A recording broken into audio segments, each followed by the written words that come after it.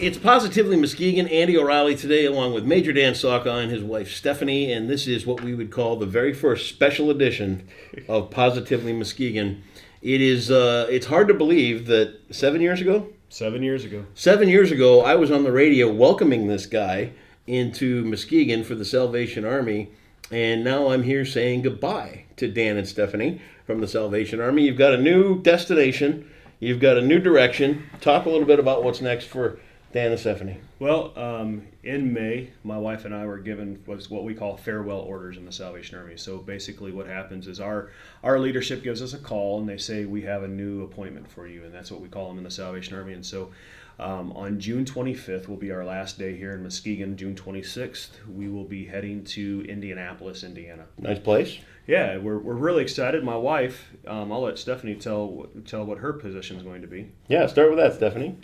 Do you guys remember when you first came on, though? When we all met up at the radio station? I do. Okay, good. It was great. Yeah. So, Stephanie, talk about your new role. I will become the Divisional Secretary for Women's Ministries, which means that I will be helping pastors in the Salvation Army throughout the state of Indiana with their women's programs, and also carrying opportunities throughout their communities. When you talk about the women's programs, what do the Salvation Army do to help women? Our women's programs, we have groups that meet so many different needs of women. So like here in Muskegon, every Thursday night we have a women's program where ladies just come. We call it the Fellowship of the Sisters. And they can share their burdens, their joys, their concerns. We learn different things. We take field trips and go shopping together. We pray for each other. We have other programs like a craft night the third Friday of every month. We have Bible studies together.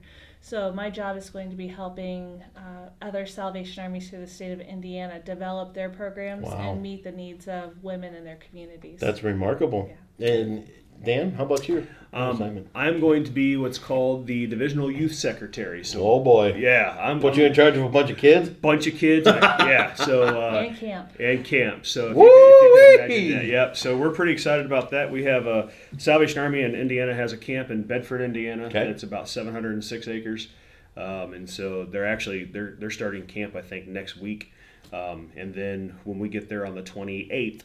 I'll start taking over and I'm just going to kind of watch and see what they're doing. Yep. And throw some water balloons. And probably throw water balloons and be disruptive. I mean, that's what I do best. And then like my wife, I will be helping other Salvation Army officers around the state of Indiana just kind of say, okay, where are we at with your youth programming? You know, is there anything that I can do to come in and help you? Is there anything, and just kind of listen to the joys and the struggles and say, you're doing a good job, because, it really is all about the kids. For me, it's all about the kids, raising up that next generation of kids. We have such a responsibility to help them to understand their potential. I mean, tonight for us personally is our daughter's graduation, and a lot of kids, they see their high school graduation as the pinnacle, and I want people all over the place to say, this is not just the end. This is really the springboard to what's going to happen next. What it is. Yeah. And so when we get to take those kids that from cradle to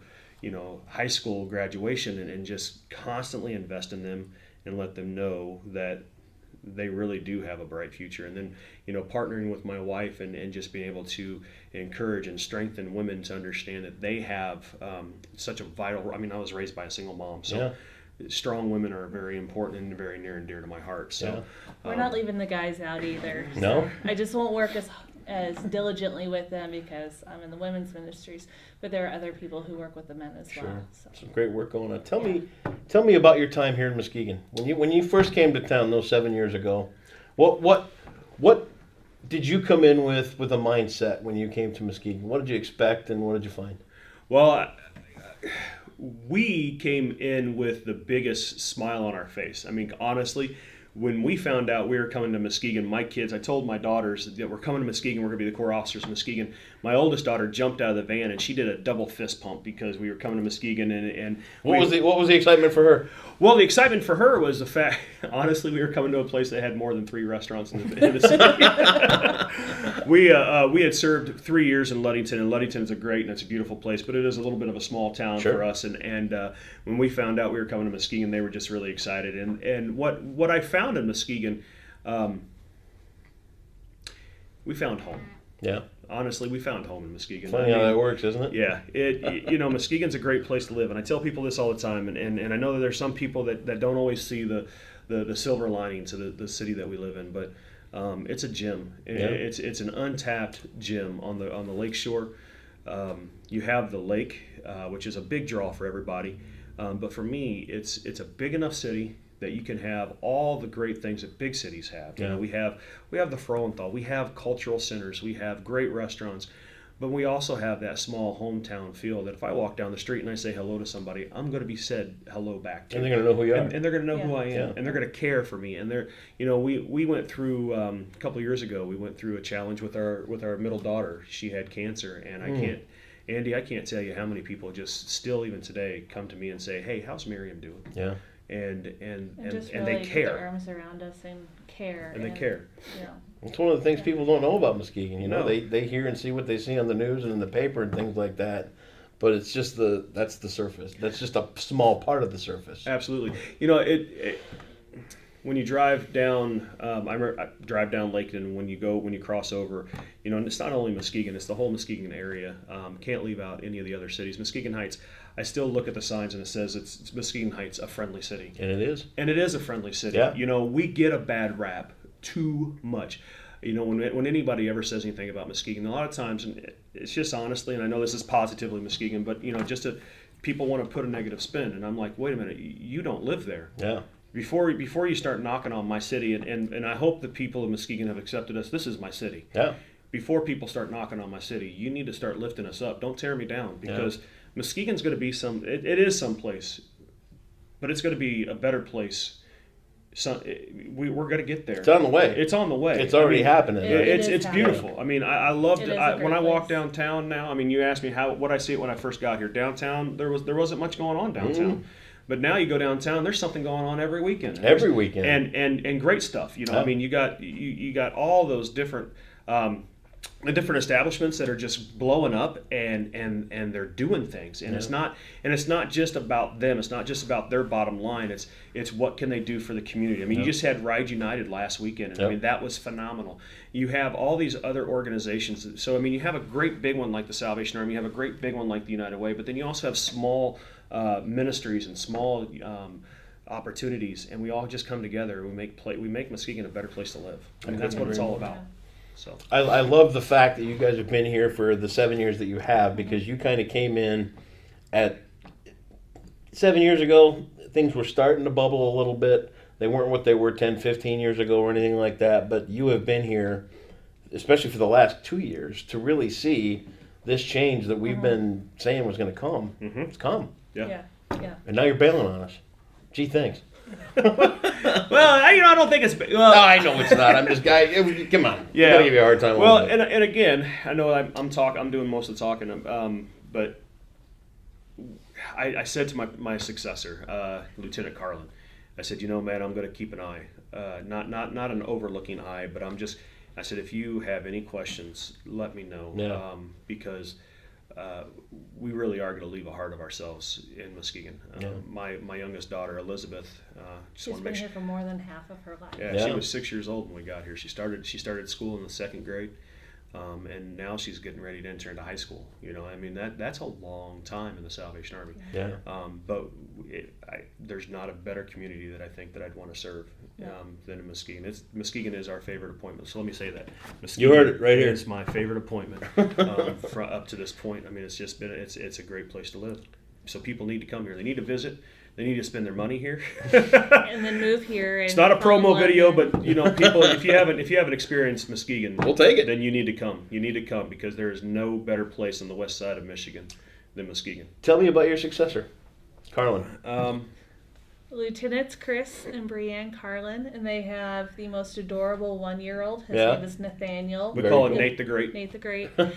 He is the happiest baby I have ever met in my life. He is so sweet.